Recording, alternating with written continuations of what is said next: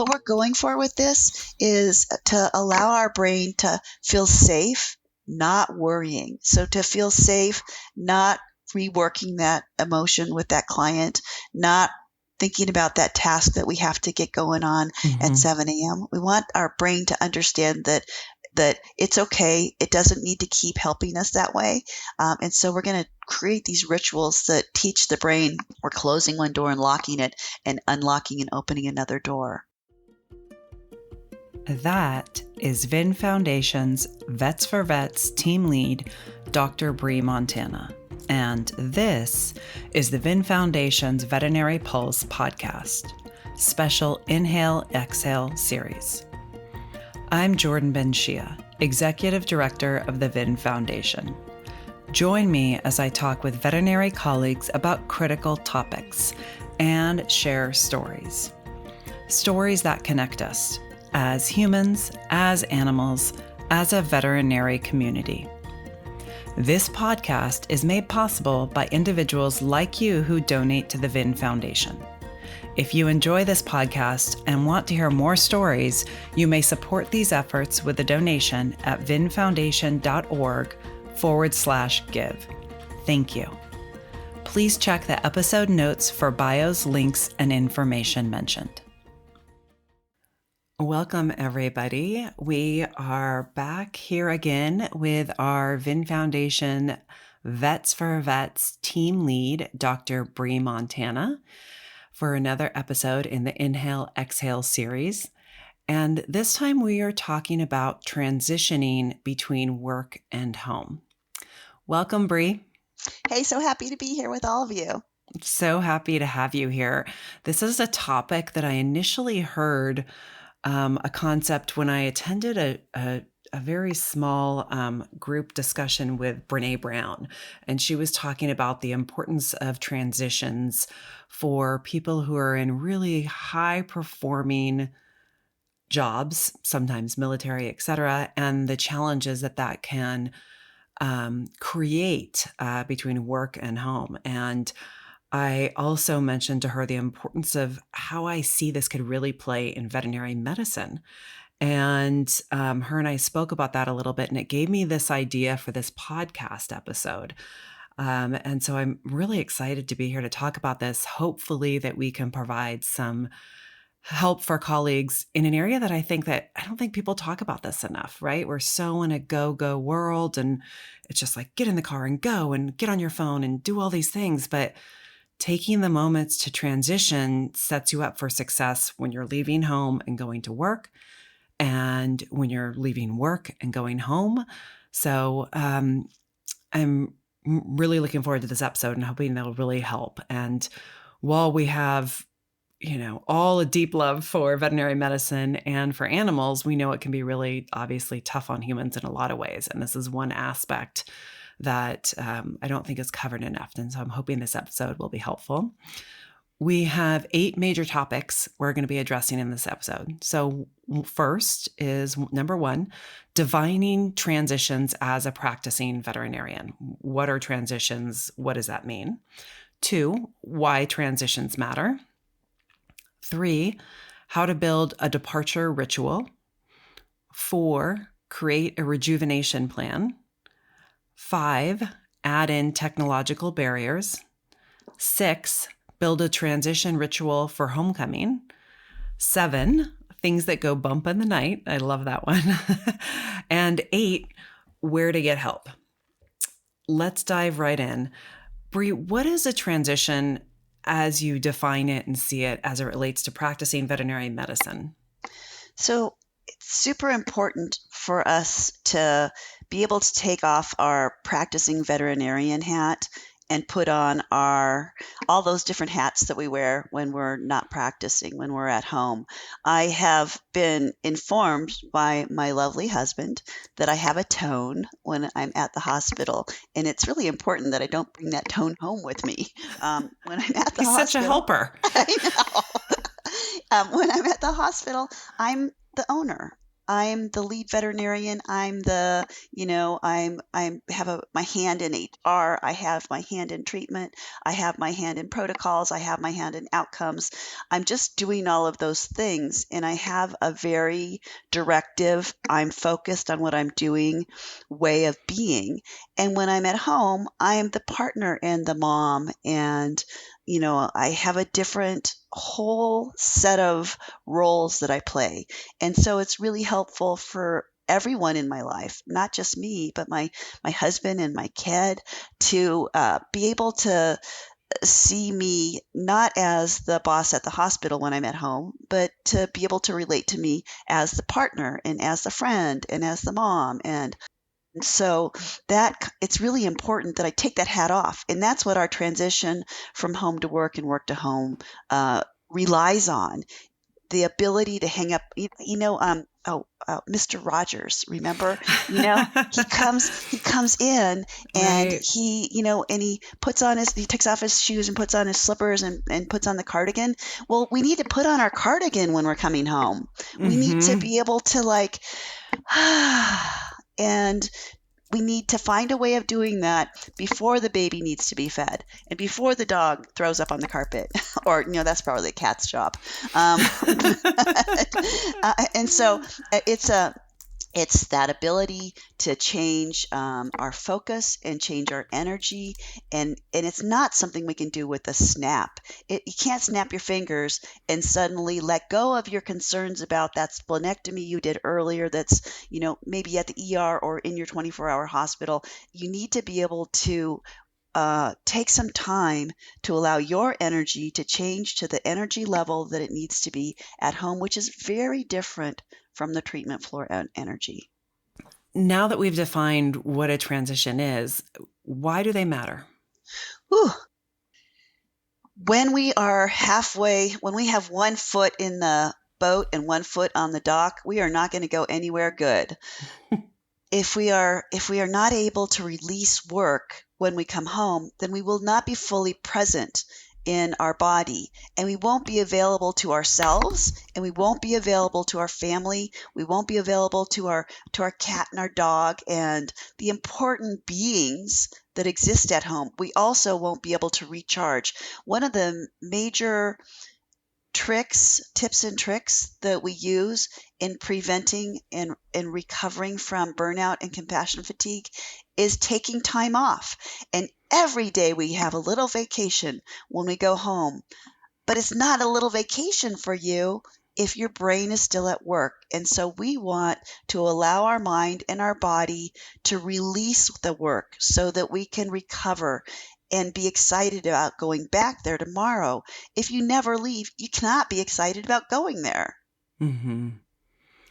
Yeah, and I think that what it seems that we hear a lot through Vets4Vets is the challenge of they're just so in it all the time, Yeah, right? it's And when exhausting. right, and when you're so in it all the time, we know the impact of that stress on our bodies, on our mental health, and being able to create something that provides a transition, because also you go home and then y- there's all the people pulling on you immediately, Yes. right? Or and then Hmm. you go to work from home and there's all the people immediately. You haven't even, as you said Exactly. before, put down your lunch or done any of those things, right? Yeah. And if you set yourself up for success with that little bit of a transition, hopefully that can be helpful. Exactly. We want those days off. We want our evenings, or if you work nights, we want our days. We want our downtime to be restorative. We want it to be fun. And if we're feeling overwhelmed by our home life and overwhelmed by our work life, that's the key that tells us, hey, we're not transitioning well enough. And we need to do some things a little bit differently. We need to have some conversations and build some rituals, and we're going to talk you through the recipe for making that delicious souffle today, and I promise it'll rise properly. Okay, well, let's get right now that we've defined what the issue is, what the problem is, the challenge. Let's talk about how to create a solution. So, talk to us about what it means to build a departure ritual. Yeah. Okay. So these are going to be strategies that I want you to really practice with. that will allow you to leave the hospital behind at the end of your day. So we start with a shutdown routine.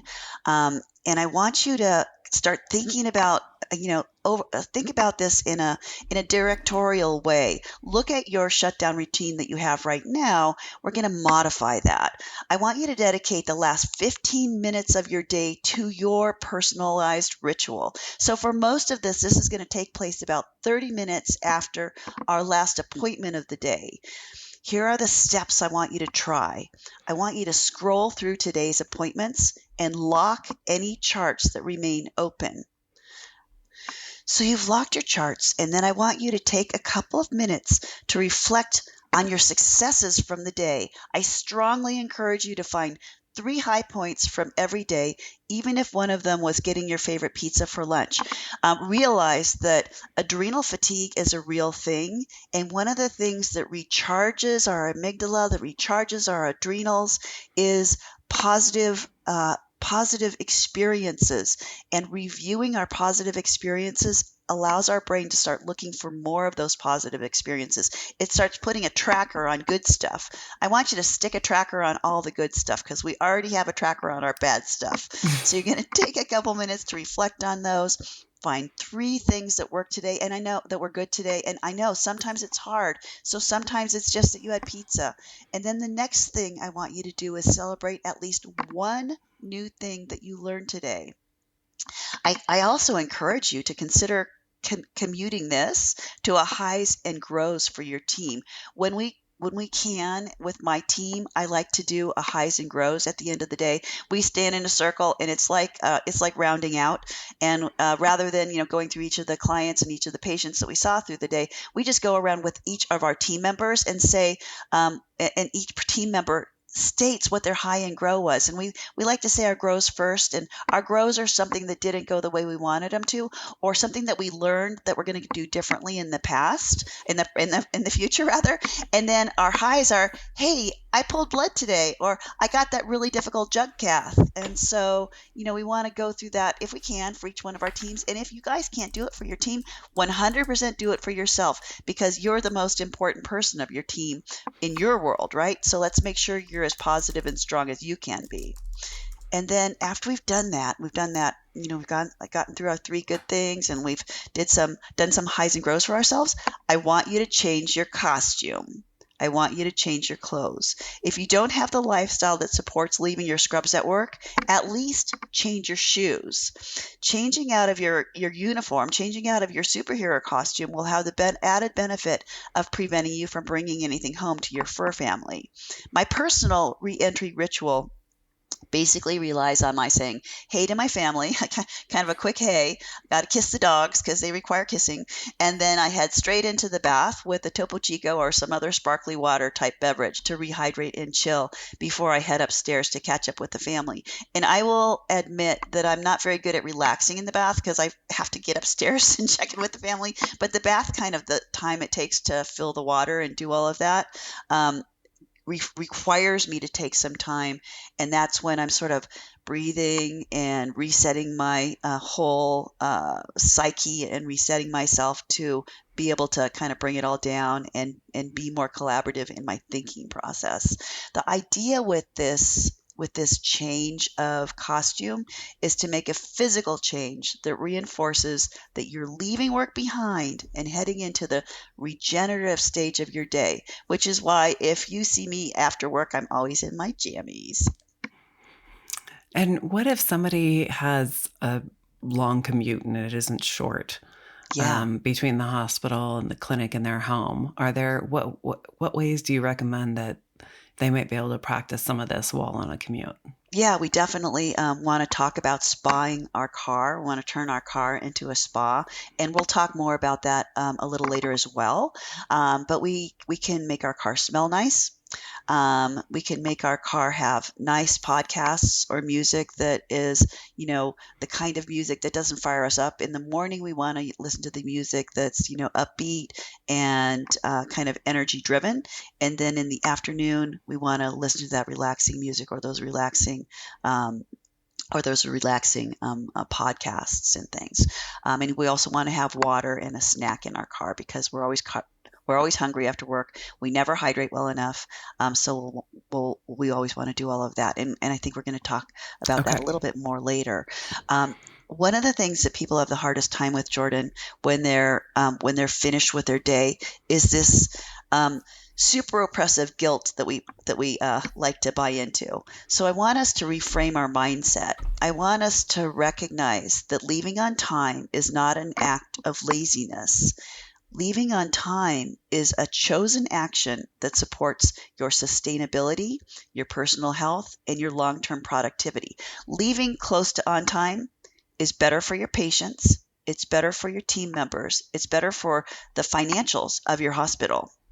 Remember that leaving on time is a chosen action intended to support several keys to excellence in your medical and surgical practice. Leaving on time, making sure that you've got that work life integration. It's a sustainable life choice. Leaving on time supports your personal wellness. To create and sustain long-term productivity, we have to have balanced work-life integration, and leaving on time will allow for this. And sure, sometimes we have to stay after, and we might miss our planned after-work activities. When this happens, we want to be kind to ourselves and remember that we can reset that after a little bit of self-healing, and we can reset our goals afresh tomorrow. It's always one day at a time in this busy life that we lead. And what about a rejuvenation plan? What does that look like? Ooh, super important, because just leaving work isn't going to be healing on its own. We need to kind of meta think this for ourselves. Work is a daily experience for our brains and for our bodies, and recovery needs to be built into our schedule every bit as much as that work is. Here's a few ways that we can build rejuvenation into our lives. We could schedule an activity into our end of day routine that is regenerative. Some folks love an end of day workout, whereas others are too tired for a physically challenging event after their workday. So for me personally, I prefer a before work workout. This sends me into the hospital feeling like I can conquer anything. After work, workouts are a no-go for me because I'm a morning kind of girl. So, think about who you are, works best, and what works best for you. Try a few different things to figure out what will work best. Maybe you like a crack a bones workout to power up. Maybe you like an after work yoga class or a Pilates, or maybe you like a walk through the park. Your decompression plan doesn't have to be hard, but it does have to be something that you love.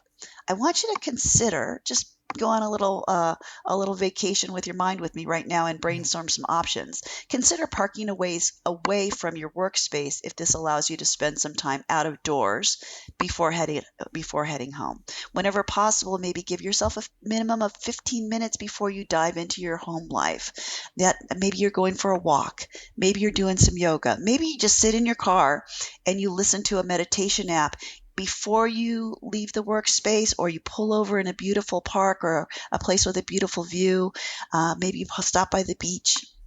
You watch the waves roll in, you listen to a meditation app. Try to get at least 15 minutes of personal time. And the key is to add a transition ritual that allows you to shake off your day and turn your body and mind towards your cozy home environment. So you kind of have to think through this with your personal obligations and desires and say, I love going to a ceramics class. I'm going to do one on Thursday night after work. I'll do that, 7 or 8 o'clock ceramics class. Or I have to get home, and as soon as I pull up, the dogs go nuts. So I'm going to take my 15 minutes of personal time away from the home. And then when I'll be ready for those dogs, lighting bombs off in the living room when I get there. Yeah, and I think even 15 minutes for somebody, it might be 10, it might be 5, whatever it might be, taking that Yeah. time. And maybe that time increases bit by bit, right? But even taking that short amount of time, and whatever your environment looks like, knowing that when you are able to do a meditation or do something for yourself, you're able to go inward, and that's your focus versus what's surrounding you, and providing yourself with that escape within yourself. Yeah, and I know a lot of us hold a lot of guilt. We feel guilty that we were gone for so long and away from our family, our animal family, our human family. And so we want to rush home. Recognize it's more about quality than about quantity. That extra 15 minutes can make the difference between you being able to really listen to what your animals need, what your family needs, to really able to be present with them, and that makes you it makes a real value in the quality of your life, and it allows you to heal so you'll be better for your patients tomorrow. So let's talk about technological barriers. How do those fit into transitions? This is such a tough one. We have our phone with us all the time, and our phone has been Hmm. specifically created and constantly updated to grab onto our attention. And those little vibrations. I carry my phone in my back pocket when I'm around the barn. When I'm not on a horse, but I'm at the barn, I have my phone in my back pocket. And when I take my phone out of my back pocket, my right butt cheek still keeps thinking that I'm getting texts. My right butt cheek is telling me somebody's calling me constantly because my body has institutionalized my phone and it's put it as part of my brain. And so many of us are like that. Have you ever you feel your phone and it's not even with you? Well, that's why we need to break up with our phone. And hey, when you break up with your phone, I don't want you to worry. You two can start dating again tomorrow. I mean, I love my phone as much as anyone, and I'm not immune to that whole addictive thing that comes with that love. Maybe we'll say I have a love-hate relationship with my phone. Here's the problem with our smartphones. Smartphones impact the brain by shortening attention spans. They reduce our cognitive capacity, and they create addiction-like dopamine loops. Excessive use of phones has been linked to structural changes in our brain, including reduced gray matter in areas responsible for emotional processing and cognitive control.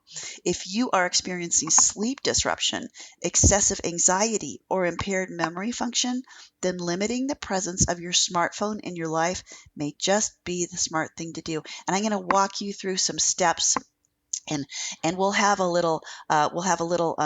list of this in our Yes, website for you. we're going to do a transitions checklist that we will add in the episode notes. Yeah, and so here's how to do it. Don't worry about remembering this. You can find this on our checklist, but just kind of listen and walk through it with me. First, I'd like you to change your phone settings. Turn off all the notifications except for essential calls and messages. Use your do not disturb or your focus modes on your phone to block distractions. I want you to make that screen less appealing. Yes, there is a reason. I have my dog on on one of my screens, and I have my horse on another lock screen. That is something that the phone did to make it more appealing to me and make me want to look at it all the time. So I want you to change your screen from that colorful, beautiful screen to a grayscale, a black and white, to reduce the dopamine hit from those bright, colorful apps that we have on the screen, and also from those pictures that we have on our lock screens. I want you to use some physical distance. Keep the phone out of reach, such as in a drawer or in another room. I've learned to keep my phone in an entirely different room when I'm sleeping at night, because I do have a tendency when I wake up to be curious about what's going on, and that breaks my sleep cycle even more damagingly than just simply the simple wake up. A simple wake up is normal. A wake up and then looking at our screen damages our ability to get back to sleep.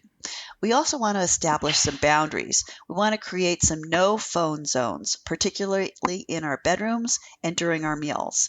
And then, okay, those apps. Apps are, they are how we survive nowadays. So I want you to delete, to hide, or to move time-consuming social media or games apps off of your home screen. You'll still be able to noodle around and find them when you're waiting for that plane for an hour and you need something to do, but they won't be there tempting you to not be living your life on a moment-to-moment basis. And then I want you to use some alternatives. I want you to replace your phone browsing with more analog activities like reading books, engaging in hobbies, or going for walks. And one of the easiest ways to get those things added into your schedule, into your life, is to put the book somewhere where you're going to see it. Put your book where you usually put your phone when you're kind of actively using your phone.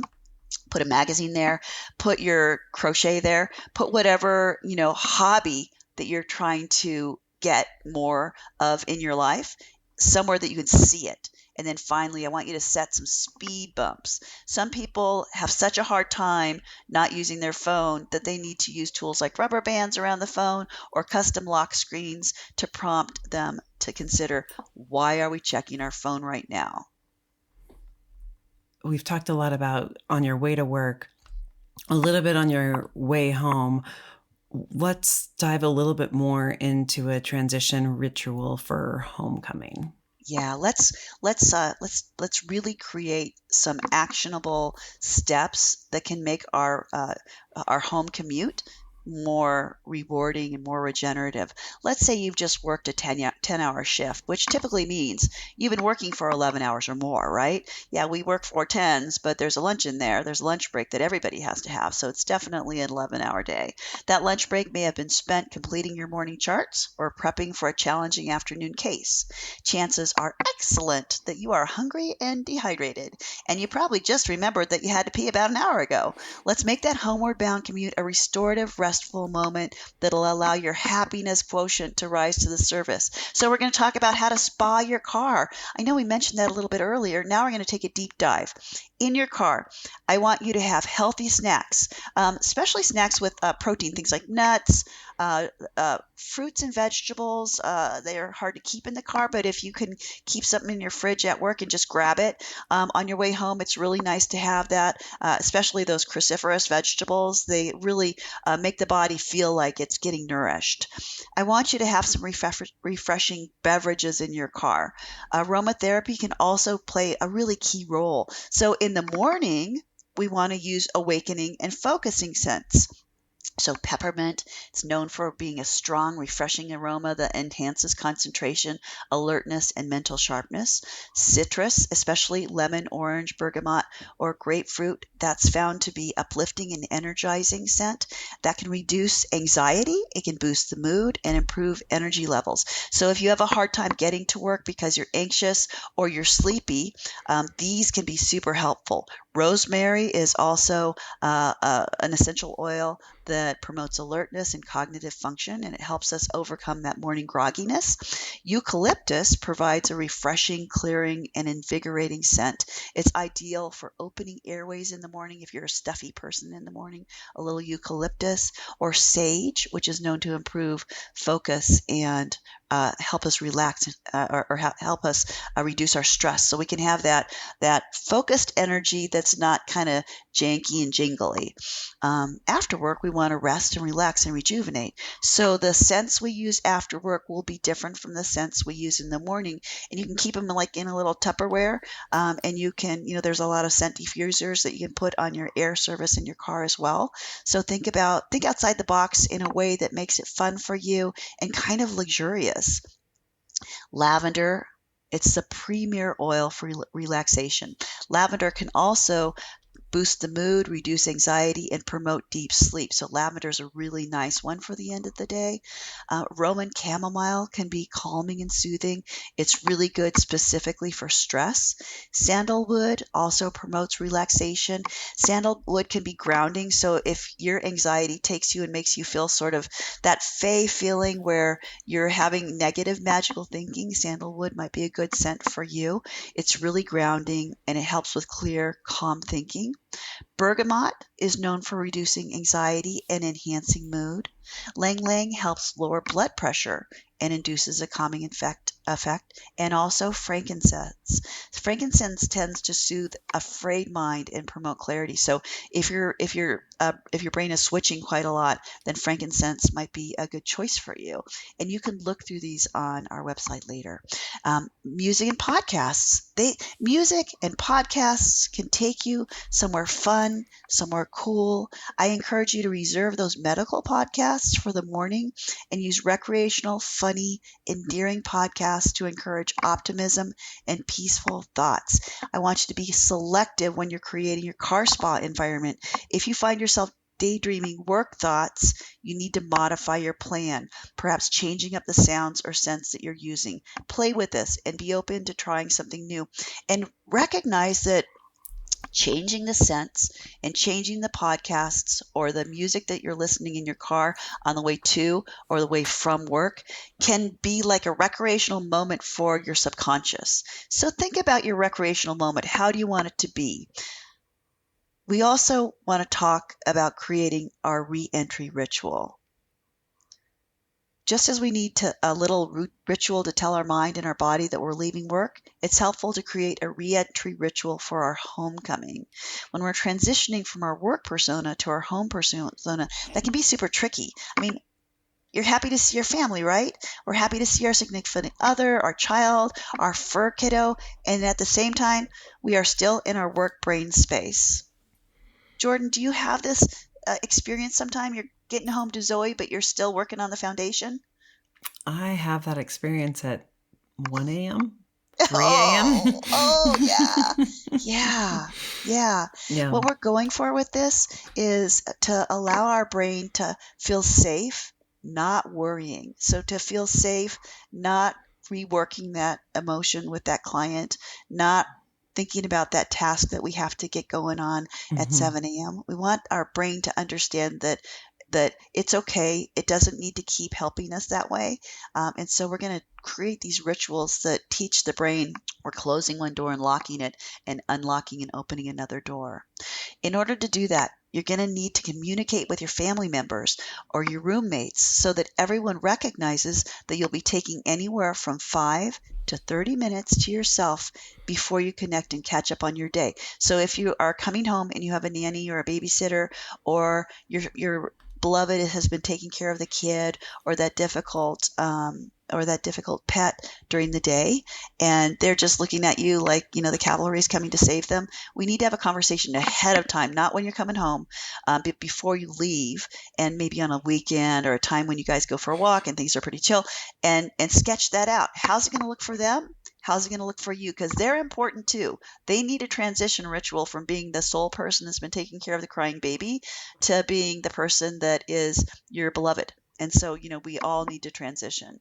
So you want to talk with them and kind of plan this. And this is the hard part. I'm going to tell you that it's something that I'm always trying to make better in my life because I tend to be really bad at following my own rules.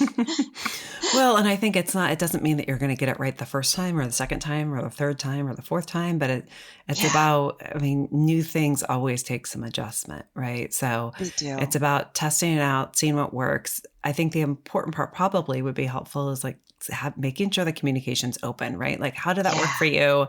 This is how that worked for me. Or, I kind of want to adjust it this way. And there's mhm, no right answer for everybody, right? Everybody's going to be unique, everyone's situation. There's either kids or not kids, there's pets or not pets, there's nobody else there at the house and it's just you. And if you live by yourself, what does that look like, right? But still the ritual of coming home and that transition's still important because you still you want to transition so that when you're in your home, that yeah, you're not going in your home and still thinking about work, still thinking about your charts, still thinking about the clients, right? Patients.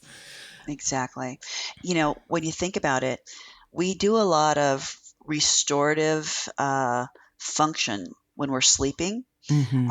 Our brain reboots itself. Our brain stores all the things we learned today into the longer term memory, and it takes stuff from the midterm memory and puts it in the super long term memory. And your brain's doing a lot of stuff, and your adrenals are healing. Your amygdala is doing stuff. Your whole body is working to heal. So all of this is supportive of that function. Mm-hmm. This will allow us to be happier, stronger, faster, smarter, more, have more fun as we move forward. So your restorative ritual, it could be a soak in the tub. It could be leashing up your pups for an evening wander. The key is that it's a period of time when you are not handed a crying baby and you're not being asked to find that essential but missing item that your teenager absolutely needs for school tomorrow. And I will tell you that if your family's not ready for you to create a transition ritual once you enter that front door, it's okay to take a few minutes in your car to allow yourself to breathe and reset your headspace before heading up that front path. It's okay to carve out safety zones for you to do this transition ritual if your family's not there yet.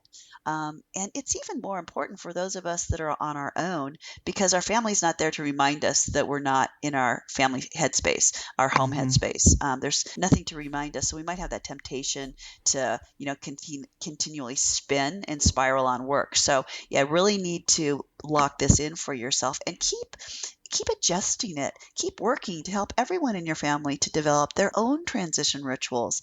This is going to help them recognize and support yours. Remember, everyone's been missing you all day, so they're excited to see you come home and maybe even a little desperate if the baby's been fussy. So go gently into this new routine and leave some room for customization as time rolls forward.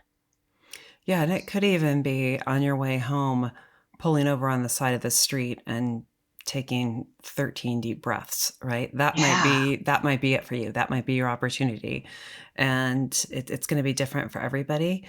And Hmm. find that place and work on finding that place that works for you, and adjust it and feel that freedom to know that you might not get it right the first time, right? You're going to adjust and see what works for you. Yeah. And it's a day to day. You might be Hmm. awesome at it on Wednesday, and then Thursday you really did a terrible job. And you know what? That's okay. Hmm. The best thing that we can do is just keep going back to the drawing board and seeing what's going to work for this week. Right. Okay, so let's talk about number 7, things that go bump in the night. Oh man, I cannot be the only one of us who's lost sleep to the procedure I'm scheduled to do tomorrow. My work spirals like to show up either right when I'm dropping off to sleep or maybe around 2 a.m. 2 a.m. is my special time when I don't know what just woke me up, but here I am in a awake world where everyone around me is snoring peacefully and I am just spiraling. So here's how Hmm. I handle those brain spins. And the good news is you can handle yours this way too. First, we want to accept the spin. It helps to recognize that our brain is starting a spiral.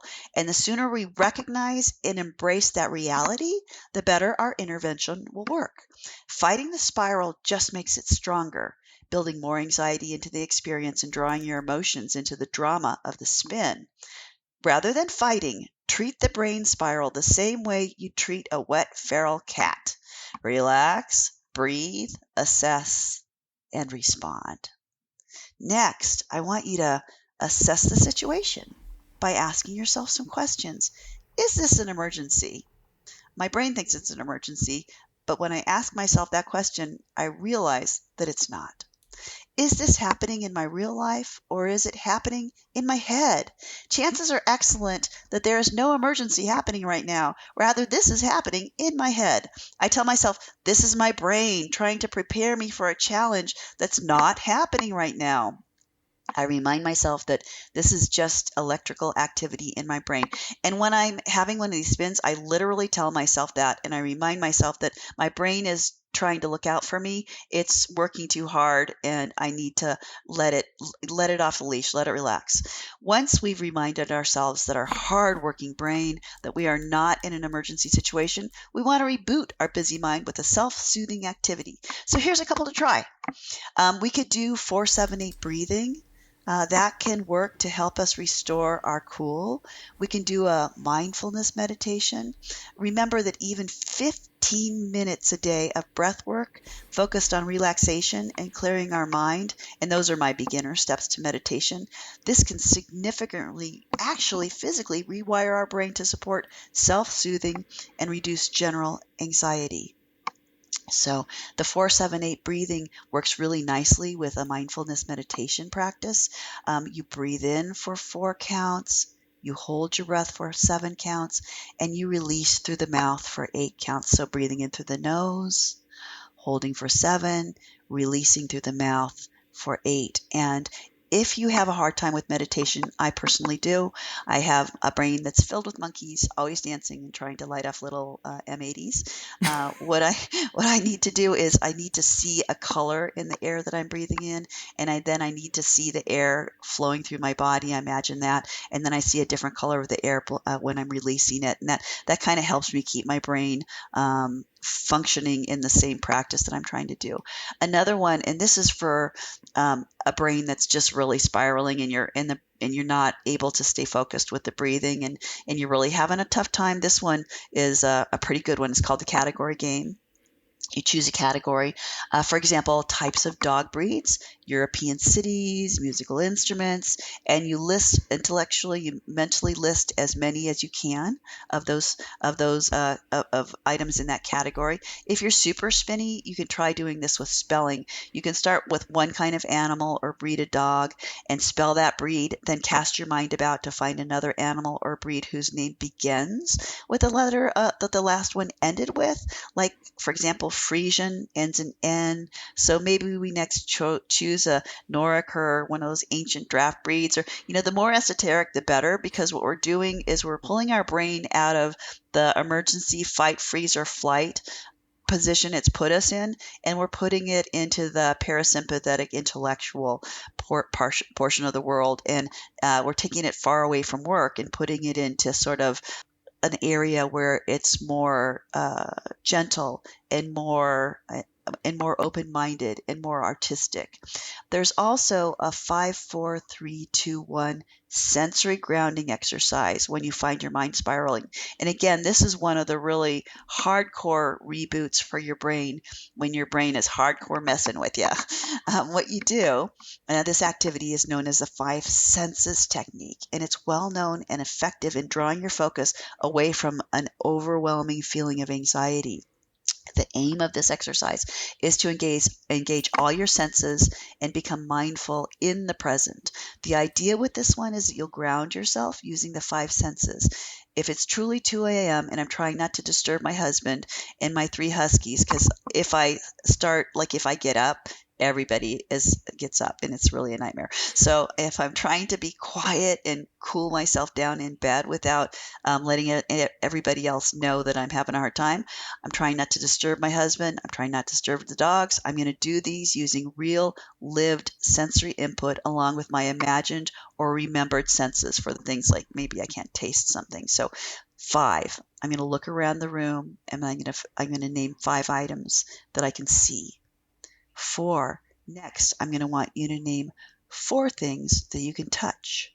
3 sounds that you can hear, and I promise you everybody in my house snores. 2, name the 2 things that you can smell, and finally 1 thing that you can taste. And you might have to have an imagined taste from your dinner or something like that. But this really allows your brain to detach from that anxiety and center in and become more calm. That's wonderful, Bree. A lot of good, helpful tips and recommendations. And as we mentioned earlier, we will create a checklist of these rituals and recommendations and share that in a PDF in the episode links. So make sure to keep an eye out for that. Okay, number 8 is where to get help. I mean, somebody can go through these and might just feel like they want to chat or struggling with a transition. Absolutely. We're here for you. We're happy to be here. Pop into our website where you can just click a button and schedule a confidential consultation with me. We can sit and we can chat. Sometimes I end up sending folks to speak with Dr. Michelle Gaspar, who is a veterinarian and has a degree in pastoral counseling and works as a psychotherapist. Michelle's not here to be a substitute for psychotherapy, for that one-on-one amazing benefit we get from working with a professional, but she can be here for really difficult situations and work alongside you cybernetically while you find a therapist. And I'm also happy to help you find a therapist. And it also might just be something that these transitions are helpful, but also you've got like a simple work thing or a question about fitting in or whatever that might be. It doesn't have to always be almost crisis mode. In fact, it's probably better if you reach out before it's crisis mode.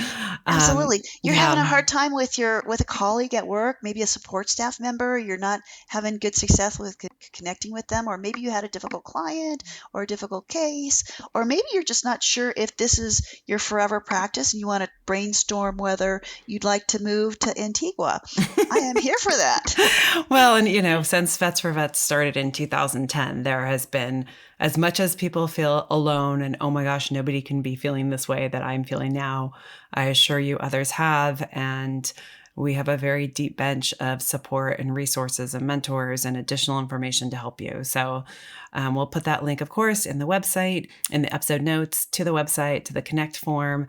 Okay, Bree, anything else our listeners should know? I guess the one thing that comes to my mind is I want you to have fun with this. Mm-hmm. Play with this. This is a playful thing. This isn't a painful thing. Play with scents, play with sounds, play with places and ways that you can decelerate your brain. Make it enjoyable. Think of scents that you love. Think of snacks that'll be fun to have in the car. Go to Trader Joe's and get something yummy. I love it. Wonderful. Thank you so much, as always, Bree, for all of your help. And we will put, again, in the episode notes, we'll create a checklist for you. And thanks, Bree, for being here and for all of your help with colleagues. Always happy to be here. Thank you. Bye, guys. Thank you for joining us for this episode of the Veterinary Pulse. Please check the episode notes for additional information referenced in the podcast. If you enjoyed this podcast, please follow, subscribe, and share a review. We welcome feedback and hope you will tune in again. You can find out more about the VIN Foundation through our website, vinfoundation.org, and our social media channels. Thank you for being here. Be well.